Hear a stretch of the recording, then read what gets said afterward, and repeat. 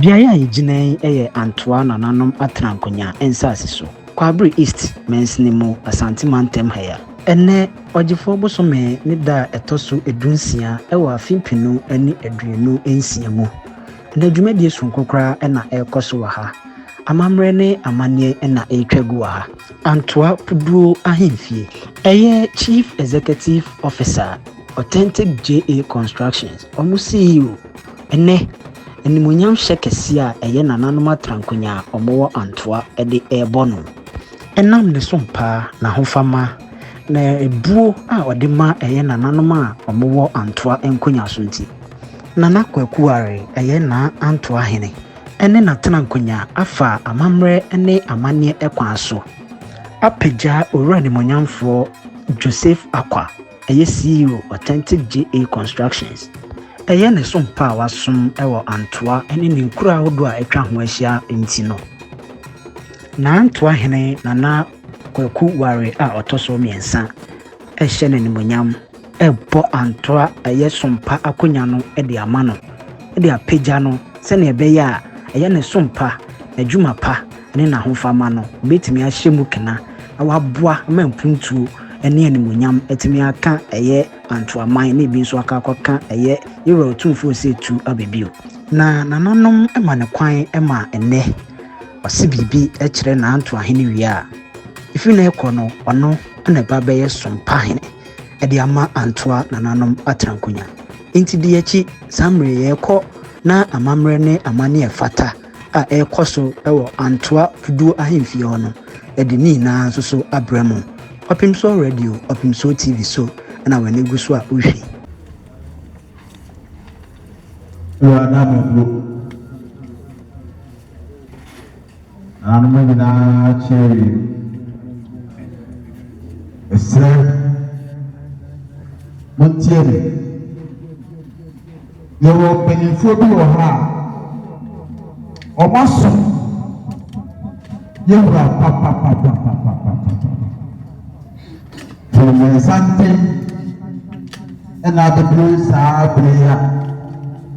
edaso etiasi madame bu na ohina da bi ho accepto sabe onihede yura kokuare koso mensa na osina nan sabre no na owura owa hefia ya efeno kwame nakwa osumyura papa ansana olongoto ena kokuare koso mensa ba ye wenyenyi esiafa otaso asumsumpa ama aso eni enti ne yura abo nipeni bonyina ama ne yese opejam eno nti yebesre na achane makufa yura pame nakwa oba pame nakwa ba na afi ye womo yama yura swati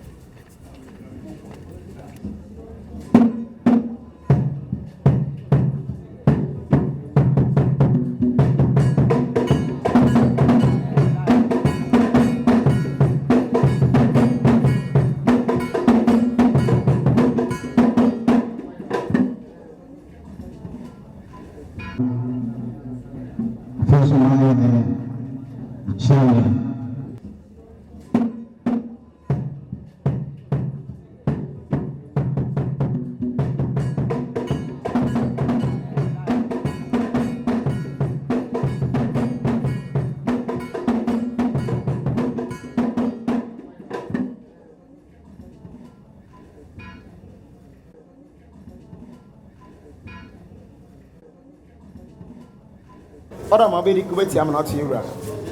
Say we esi egina hanuma na nyan bonus de di kan eya aseda ena di mewura. San say enimonyam sha wo hye opani kwame akwa ene na busua. Eya busua ife na so mani. Nti ansa kra e beka bibia kire yura no. Yesra na se kwa awre ho a ya de yura ase ansa na sim bia wa kira yaka. Ora ma kubeti am not yura. say we dey wura you jahana nya ne bone so mpanimfo say bone kura yukrem eye ono ana ne monyam sha wo se ono ana de nyina eye opani kwame akwa ene na busua ena sabere wo ha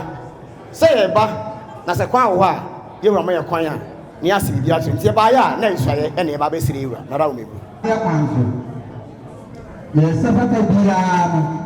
achane achira no amana ye kokwan amano bibia so adini pepepepepepe ya fi ye ne ho madaba bo se kwan da bibia na ngba do sire nsuaye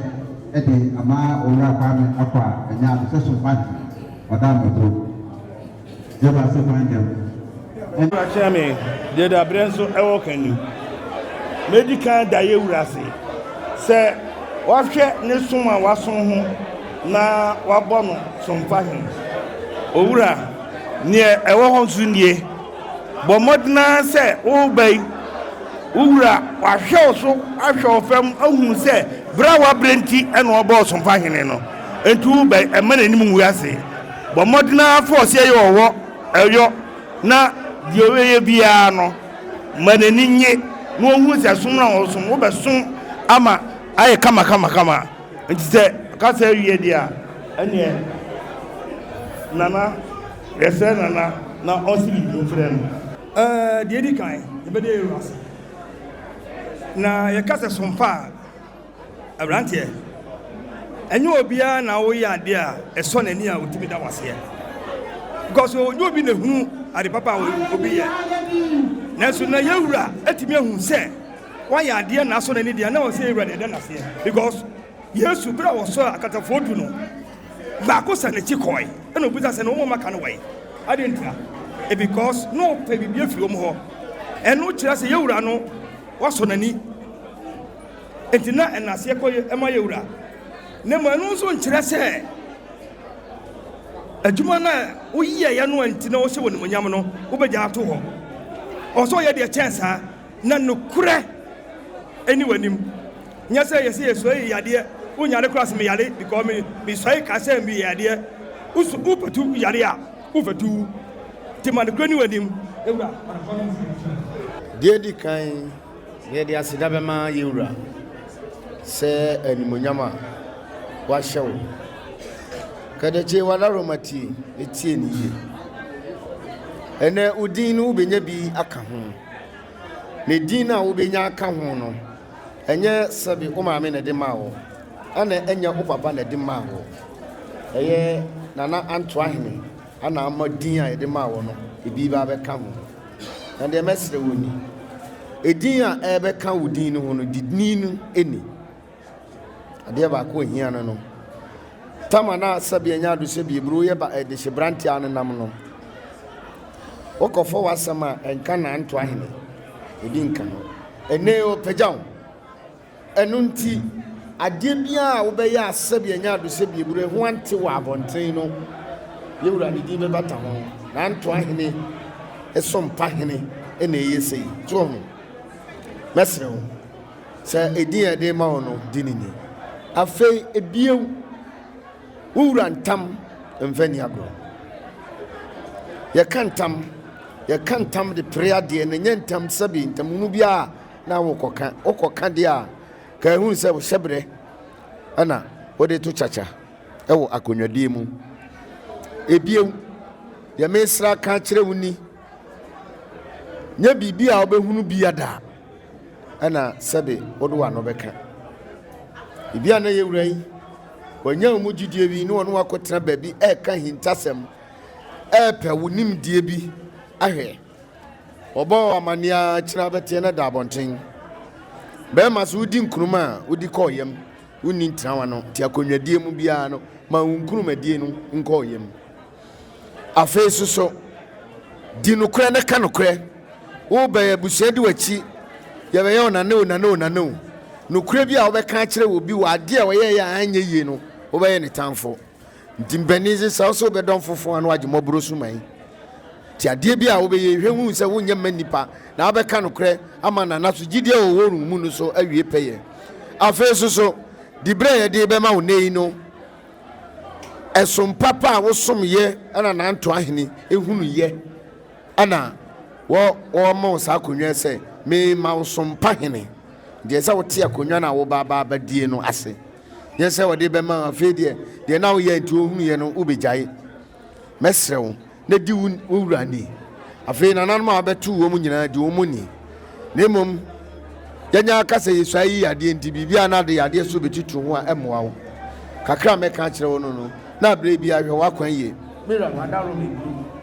se ye de na fantitiem ama chiame ya kire no no ba bedua o ma hene chiame frimpon me so me srama no se wadaro ma pede odie na won si bibi kire wo me sro bro ma ka bia kire me nua yi me nua nya me nua no wa ha de o ba beto aseboni agata e wa ha na aseboni agata ne yewura ne nyina ye som no wadi agro ofie ha che yewura woni yonko ena wo poni bibi kakra woni yonko enye ne satete de sade ofrewa na waba na wabeka de open na akọ ena wo si bibi a kire yewura no hweye baby a wodi agro ko ye bia no ntunkosu bia nsanko bane nka fie ho be na mebu no bibia wonu wadwene ho bia wonu ho tokuro me de mesro se na Antoa hene nko na wade beso ene hia me entam kase a yewura Sompahene e de amana otipuduo so nti egina wo ma akonwa no nananum bebre tufo member se meka bibia wonim de yewura one wote ba de memo wa hyemu kran se emfa saa de no wonya advantage emmafia me yakaka bensem ebi asibire bi atwa mu nanse ebisi aha ya nyina ring mu nko wa empanyimfo abato omomra na te yi obi ye obi bia yenu apanyine ho obona mane a okwan ofaso ani nipa ne kasa so ye sabi impreduasa boxer wote ba bia ha mfa ma aha de amane ne amamre ene ye adwuma ena hanya contractor sam ne ye na ha ye okwan obi afaso ye na adwuma ba amane ne amamre mu de ahimfie yenya contractor wa yewura frewa no pa awia obi se wo so yare ebi wo yare kura beba e kire wo dible de ma no sompa na wo som no ofre wo bre bia na wo nyare wo bai eti na ya pone akonwa ho ama na aka so ma ene nka wo fie o ahia na nka wo ko na num se de ebuo ni ahoblase ade ma yewura efri tete bepem na wo de afra akonwa yi se dible na ade be ma no me yeso ti se oche bro adama me mpesa me kasa bewa mpanyimfo so obanyansafo ebu ni be yenka na sem oni ba bi oda adama se mpanyimfo edi na ba titru minua chiami odi akire adama omunyina som kanya ase chiami omude na ba mesre oguru preso na onsi bibi nchi oguru chiami ya akire ana yakase mesro minua wo ba minua kuma so nyabotre so ba ya abeto nananum mpanimfo bebre wa ha abeto mrantie ye nyina nyabotre na fa ho yenka ehumom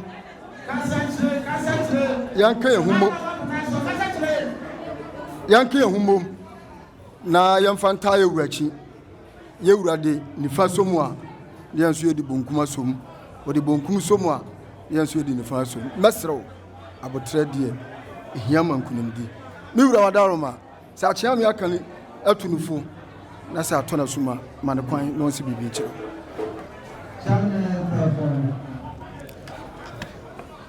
bema dakwa oba bema dakwa wadaroma uskakra mwakani Acquah ye nu emre santin ene no anantia wo ahoblase ye na anu ya na kaminu se wo abufuo kakra wo mu amesre wada na di eye pa se saade ni siye am ye hu sebe oso abufuo a na ewo mu eno na metu fu kakra wo ho se woti asem a homeso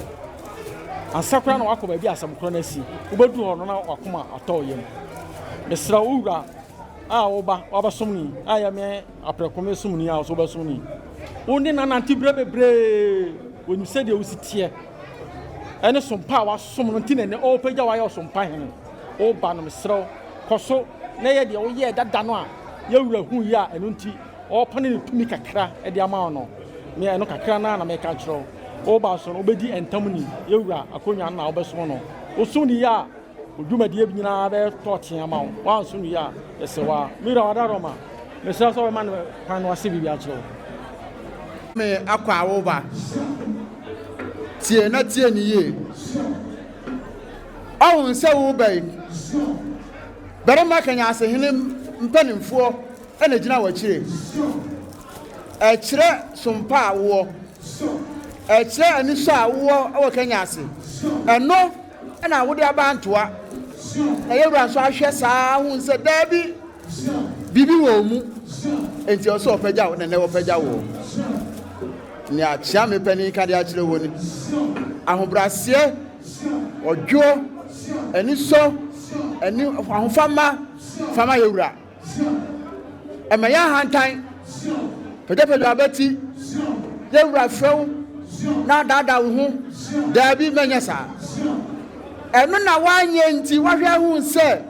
adwempa wo tirim ena na wo pagya wo mengu barama kanya se hina ni mu ase mengu yewura so ani mu ase mama chia me nuye ho esan se ansa na yewura ohu ne wo mu no otase wo hwe de wo mu ansa benefo agina wa kire obi anya abofra mia me nua mu akon oka ho a kire so aya din ajasirim nyina ofie ko mu ho abro mu so abra na benkasa nkire wo nya de bia be ha adwin bia somparo nkire se be ka akon to ho dabi oba sumu asom ohini fie ohini adwuma wode ahya wonsa hwani ye pepepepepepepepepepe anya hye otisha wo che odanda wo ho emfa nsem bia me kokwa wo hene adwuma bia da hya wonsa bia yire ho na ye na anya ni so na ohini so omo abaso miru adam abru yan kan tintin bia na nanu nyina adwuna ko benkrom omo nyina sire bia ma no se barima kanya ase hene ne mpanimfo de gya na kire a kire ne wonu mu ntina na nanu nyina gya na chi no wada mabru omo nyina preso dia na chame panim so sire kwan wada mabru na wasi bia kire wo a enya ado me da mu nyina amase aye authentic day ya ka saba hunde woni mu waso mache efiri mi wo fa kwa mi usu pen so mia mi nua bema kinya se hene so waso ni bebre se manye manka me ho kran ka bema je no ba hunde woni mu no betimi aye na mi ka sa bebre die mi hu wo mu a mi pegya ho ane mmoro so nti isira wo kuse no chiko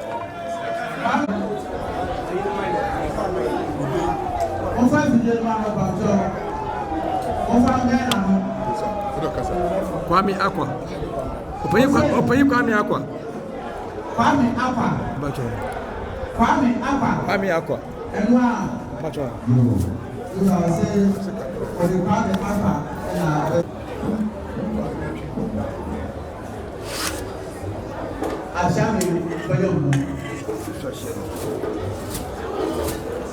Antoa hene mesra wontam ka wontam ene me yamada hyem ne me Kwame Acquah me wonu hu dada o fama na pa